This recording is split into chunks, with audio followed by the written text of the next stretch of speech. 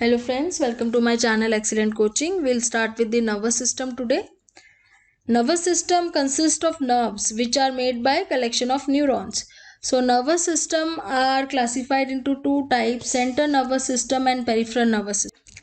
Central nervous system consists of brain and spinal cord, and peripheral is further divided into somatic and autonomic nervous system.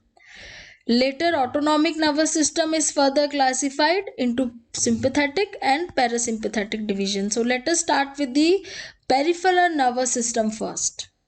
So as you can see here, the brain and the spinal cord, this comprises the center nervous system.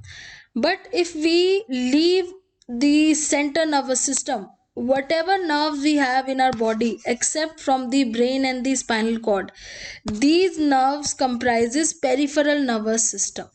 So peripheral nervous system connects our body to our spinal cord and our brain. Peripheral nervous system is further divided into somatic and autonomic nervous system. So somatic nervous system contains two types of nerves, cranial nerves and spinal nerves. Both of them have sensory, motor and mixed nerves. What are sensory nerves? Sensory nerves carry sensory information towards the brain. Motor nerves carry motor information from brain towards the muscles. And mixed nerves can do the both. Cranial nerves are 12 in sets, which you can see here. They are 12 in number. And spinal nerves are in 31 sets. And these comprises somatic nervous system of our body. Now coming to the next nervous system, next classification of peripheral nervous system, which is autonomic. Autonomic nervous system is very important because it controls the basic life functions which are required for our survival. It is involuntary in nature, that is why it is called autonomic.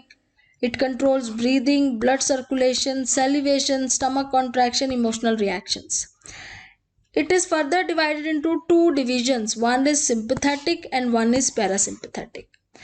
So these two divisions, sympathetic and parasympathetic, which are required during certain conditions, when we are in certain emergency or these type of conditions, we'll study about them in detail later.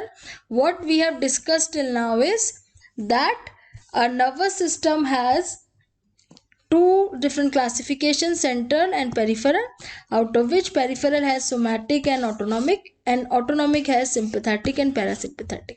So in the next class we'll start with sympathetic and parasympathetic division of our autonomic nervous system. Thanks for watching.